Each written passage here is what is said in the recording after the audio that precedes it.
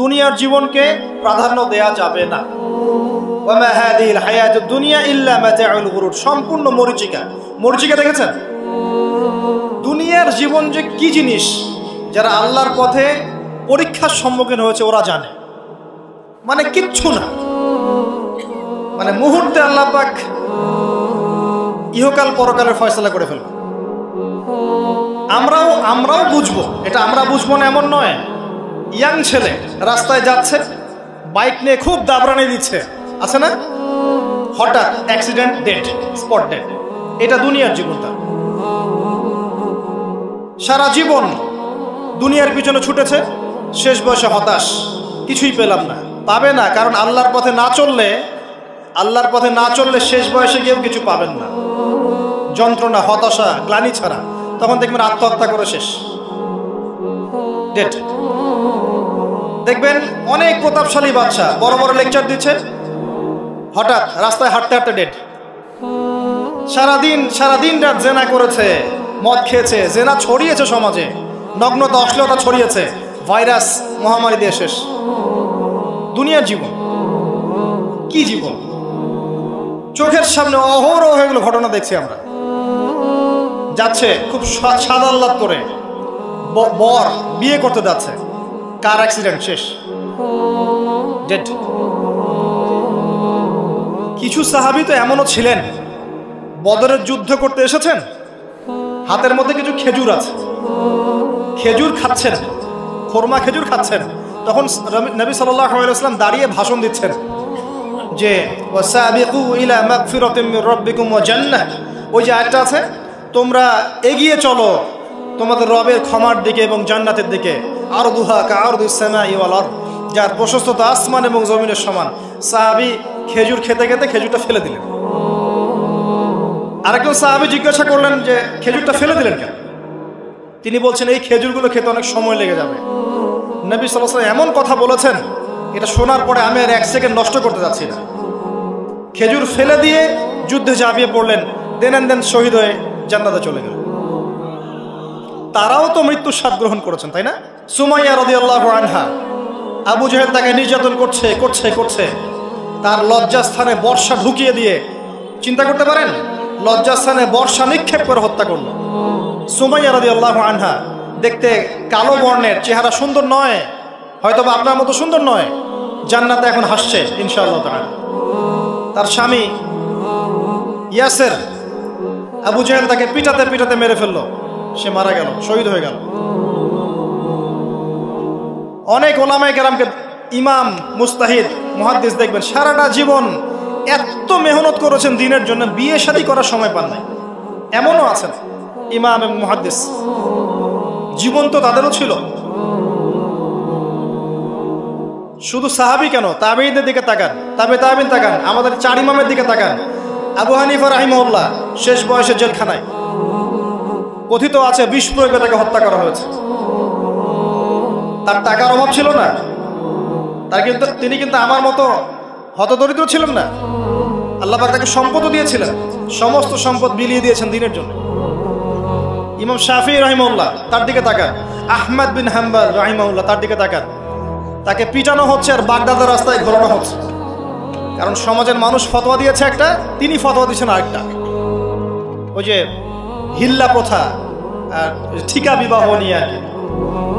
তিনি বলছেন, ইলামু ইয়া আহলা বাগদাদ, হে বাগদাদের মানুষরা জেনে রাখো যে আমি কশ্চিনকালেও এই প্রথাকে জায়েজ করলাম না।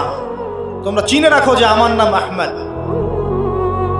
জীবন তাদেরও ছিল। ইমাম মালিক রাহিমাহুল্লাহ, তাকে এত মার দেয়া হয়েছিল, হাত বাঁধতে পারতেন না নামাজের মধ্যে, নামাজে হাত বাঁধতে পারতেন না। সাহাবীদের থেকে নেন, তাবেঈ থেকে নেন, তাবেঈ থেকে নেন, মুস্তাহিদ ইমাম থেকে নেন, দুনিয়ার জীবন তারাও কিন্তু ভোগ করেছেন, আর আমরাও ভোগ করছি। আমাদের ভোগের সিস্টেমটা দেখেন, তাদের ভোগের সিস্টেমটা দেখেন।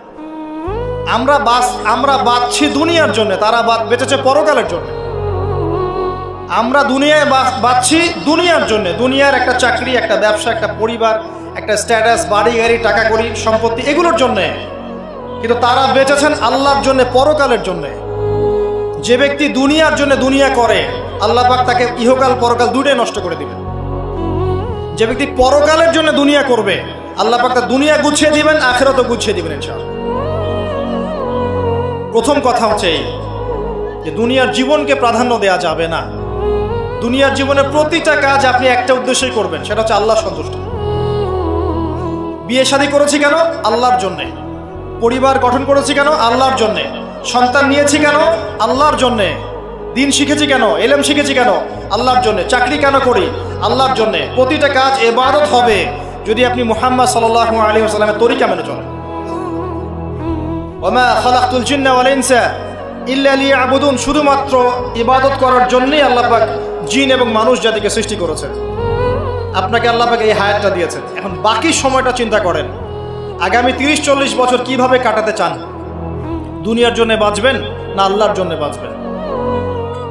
যদি আল্লাহর জন্য বাঁচতে চান, সর্বশেষ হেদায়েত আল কোরআন এবং সর্বশেষ নবী মুহাম্মদ সাল্লাল্লাহু আলাইহি ওয়াসাল্লাম, এর বাইরে কিচ্ছু নাই ভাই। সারা দুনিয়ার মানুষ মিলে যদি বলে যে কোরআন সুন্নাহর মধ্যে আছে সুদ হারাম, কিন্তু সুদ হালাল, হালাল হালাল, কোশ্চিন কালে হালাল হবে না। সারা দুনিয়ার মানুষ একটা মাঠে যদি এসে বলে সুদ হালাল, সুদ ভালো, কোশ্চিন কালে হালাল হয়ে যাবে না, হারামই থেকে যাবে। সারা দুনিয়ার মানুষ যদি বলে পর্দা করার দরকার নাই, এটা সেকেলে সেকেলে সেকেলে, এটা সেকেলে হয়ে যাবে না, এটা ফরজ থেকে যাবে।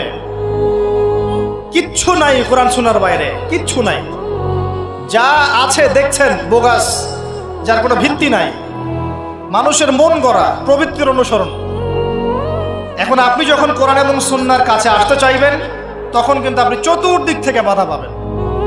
এই পথ চলাটা এত সহজ হবে না। হ্যাঁ, কাদের জন্য সহজ হবে?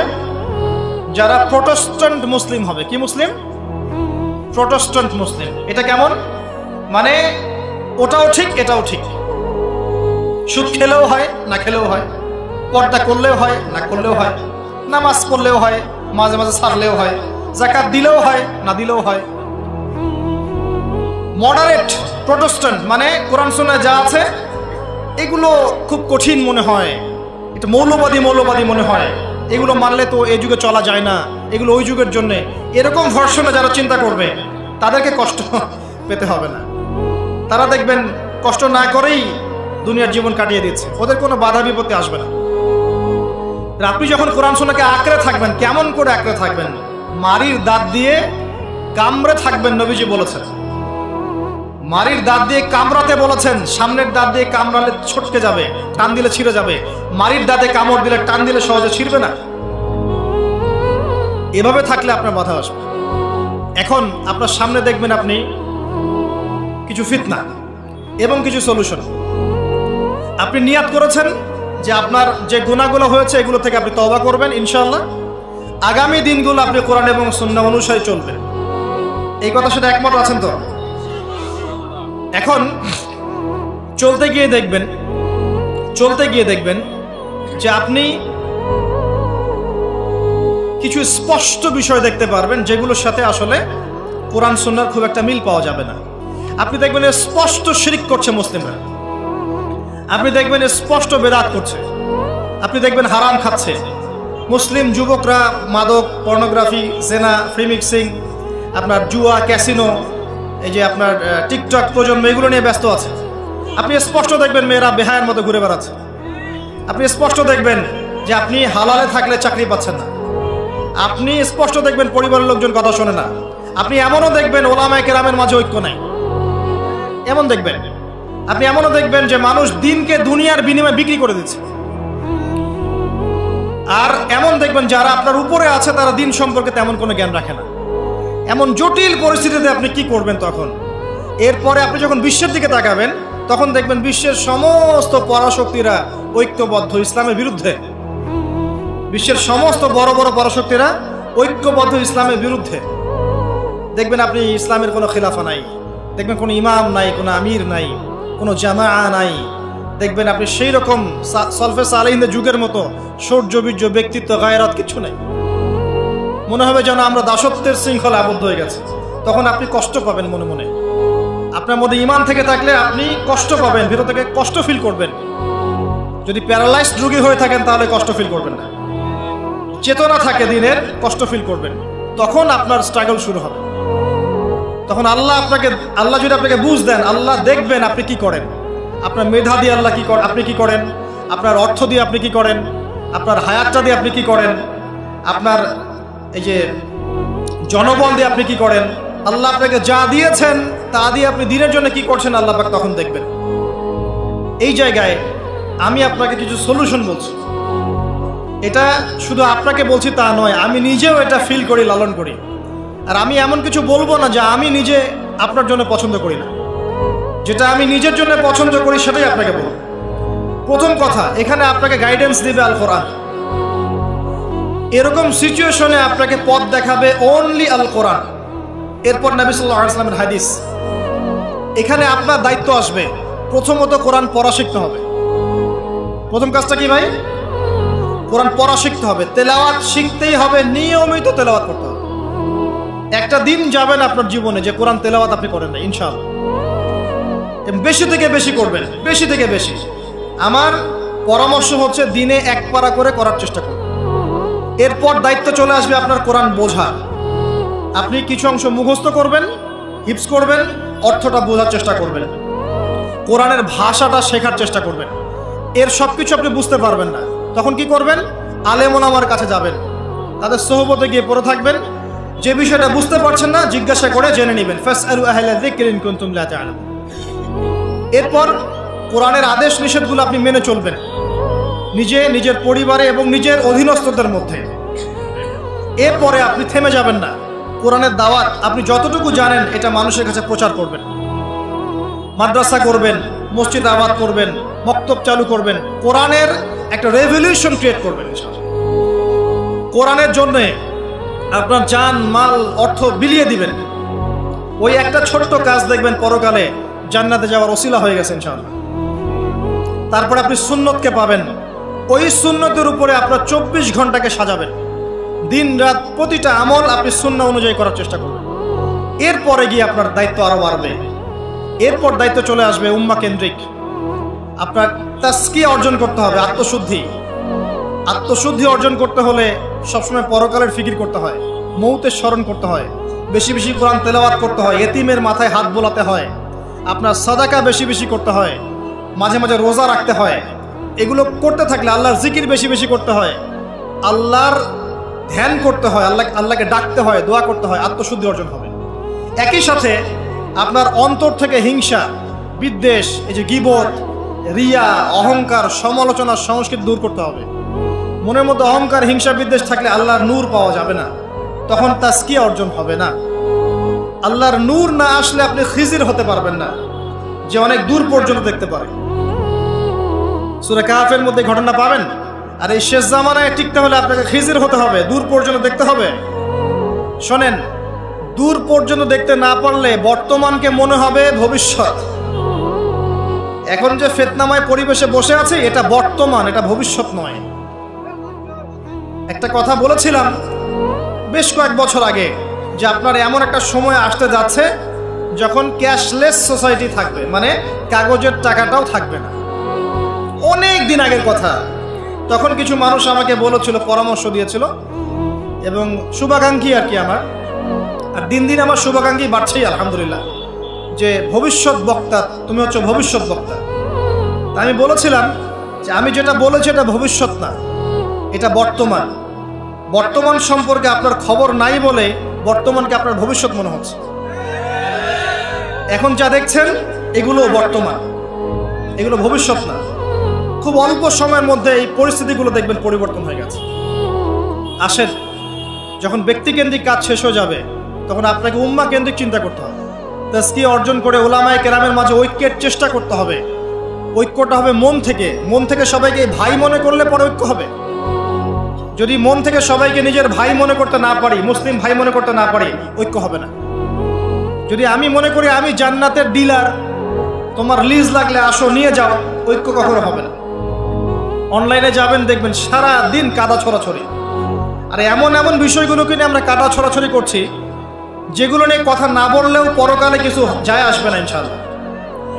এমন এমন ইস্যু নিয়ে আমরা কাদা ছড়াছড়ি করি যেগুলো নিয়ে কথা না বললেও আমার জান্নাত জাহান্নামের ফয়সালা হবে না ইনশাআল্লাহ। এগুলো ওই বিষয় নয়, মৌলিক বিষয় নয়। আর আমরা যখন এগুলো নিয়ে ব্যস্ত থাকি ইসলামের শত্রুরা দেখবেন ইসলামকে দমন করার আরো 10 ধাপ এগিয়ে যায়। আমরা ইন্টেলেকচুয়াল হতে পারছি না, ঐক্যের চেষ্টা করতে হবে, যার যার জায়গা থেকে করতে হবে, এবং মিসাল দৃষ্টান্ত নিজেকে স্থাপন করতে হবে যে নিজে যখন সবার সাথে মিশবো তখন দেখবেন মানুষ রিসিভ করে নিবে যে হ্যাঁ উনি সবখানেই আসছে, উনি সাম্প্রদায়িক চিন্তা করছে না। বিষয়গুলো হচ্ছে উম্মাহ কেন্দ্রিক চিন্তা করতে হলে ঐক্যের বিকল্প নাই। আর এই রেসপন্সিবিলিটি আমার মতো দায়ীদের নয়, মূলত এই রেসপন্সিবিলিটিটা হচ্ছে মূলত ওলামায়ে কেরামের। তারা যখন একত্রিত হবেন, ঐক্যবদ্ধ হবেন, তাদের মধ্য থেকে দেখবেন একজন আমির বের হয়ে গেছে, এবং তিনি যখন নেতৃত্ব দিবেন তখন জনগণ তার পিছনে তাকে ফলো করবে। ধর্মতাত্ত্বিক নেতৃত্বের কথা বলছি আমি। ধর্মতাত্ত্বিক নেতৃত্ব কি পলিটিশিয়ান দিতে পারবে? কারণ পলিটিশিয়ানদের কাছে কি ধর্মের সব জ্ঞান থাকে? স্বাভাবিক থাকবে না, কারণ তারা পড়াশোনা করেননি এইভাবে, তাদের কাছে পলিটিক্সের জ্ঞান আছে। আপনি যখন ধর্মতাত্ত্বিক ঐক্যের কথা বলছি তখন ধার্মিকদেরকেই তো দায়িত্ব নিতে হবে, এবং ধার্মিকদের মধ্যে যারা স্কলার, বিজ্ঞ বরেণ্য ওলামায়ে কেরাম, তাদের মধ্যে ঐক্য প্রথম দরকার। অনুসারীদের মধ্যে ঐক্য দিয়ে লাভ নাই। প্রথমে ঐক্য লাগবে আগে বড় বড় লেভেলে, তারপরে দেখবেন জনগণ ঠিকই আলেমকে মেনে নিয়েছে, তখন আপনি দেখবেন একটা ভালো শক্তি আপনি অর্জন করতে পারছেন। আদারওয়াইজ যখন আপনি বিক্ষিপ্ত বিচ্ছিন্ন, কেউই আমাদেরকে মূল্যায়ন করেন, যতই স্লোগান দেন, শোডাউন করেন, আইওয়াশ করেন, আদতে কিন্তু কেউ মূল্যায়ন করছে না আমাদের।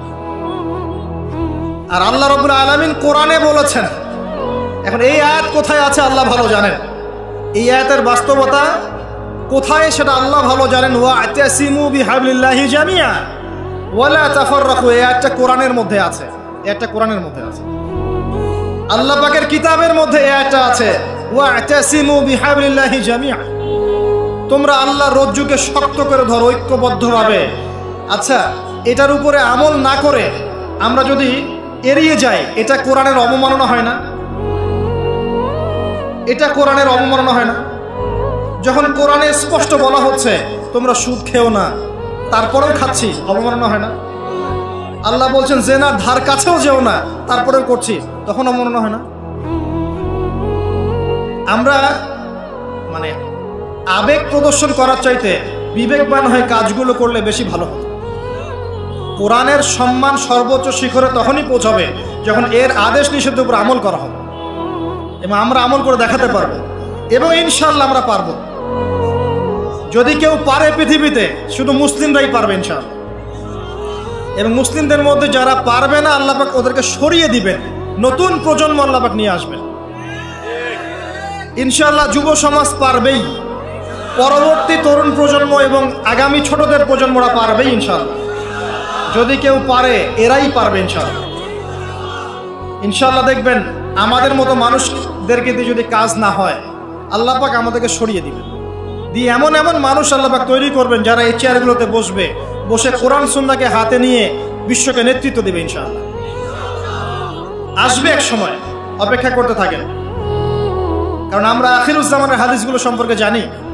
একটা সময় চলছে মুসলিমদের ডমিনেশনের সময়, এরপর একটা সময় আসবে যখন মুসলিমরাই এই বিশ্বকে নেতৃত্ব দেবে ইনশাআল্লাহ। ইসলামই হবে এই বিশ্বের একমাত্র সুপার পাওয়ার।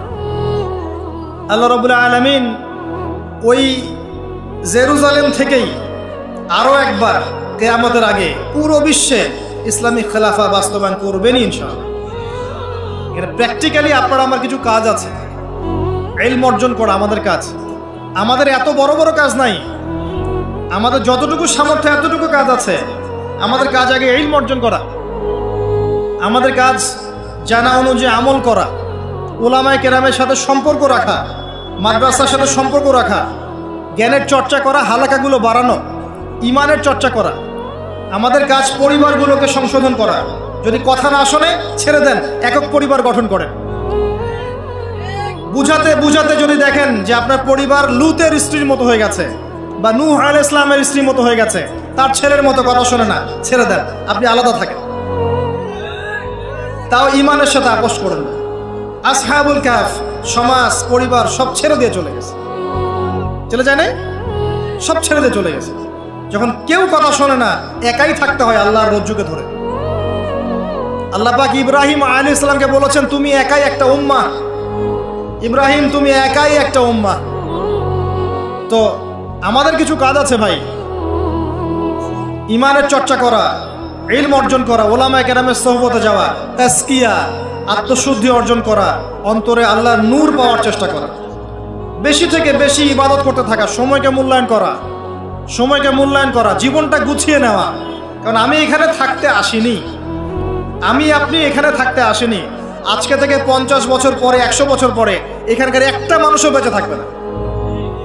এখানে আমরা বসে আছি যারা, কেউ থাকবে না, এই বিশ্বের কোনো নেতা থাকবে না। আজকে থেকে 100 বছর পরে এই ন্যাটো, জাতিসংঘ, হাবিজাবি কিচ্ছু থাকবে না। আপনি বিশ্বের যত পরাশক্তি দেখছেন এগুলো কিচ্ছু থাকবে না ইনশাআল্লাহ।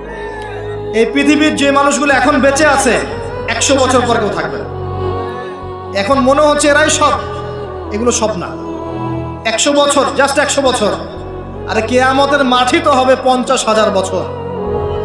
কিয়ামতের মাঠ কত বছর? এই তুলনায় 100 বছর কিছু সময়? আল্লাহর কাছে 100 বছর কোনো সময় না। 100 বছর পর কিচ্ছু থাকবে না, কোনো আমি আপনি কেউ না, আমি আপনি কেউ থাকবো না। তো এই দুনিয়ার জীবনটাকে মূল্যায়ন করেন, গুছিয়ে নেন। আপনি জীবনের প্ল্যান করেন, আগামী 5 বছর আপনি কি করতে চাচ্ছেন, কতটুকু পড়তে চান, কি কি সনদ অর্জন করতে চান, কোন কোন বই আপনার পড়া হয়নি। আগামী 5 বছরের মধ্যে আপনার একটা ভালো জব দরকার, কি জব করবেন আপনি, যেটা করলে আপনি হালাল খেতে পারবেন। কত বছর আপনি বিয়ে করতে যাচ্ছেন এবং বিয়ের পর আপনি কিভাবে সন্তান প্রতিপালন করবেন। যখন আপনার বয়স 50 হবে তখন আপনার ছেলের বয়স কত হতে পারে, প্ল্যান করতে হয় জীবন সম্পর্কে। এবং আমি সেভ করব সম্পত্তি ভবিষ্যতের জন্য, কিসে সেভ করব? আমি এমন সম্পত্তি যদি সেভ করি, জমাই, যেটার মূল্য সামনে গিয়ে কমে যাবে, তাহলে আমি ঠকব।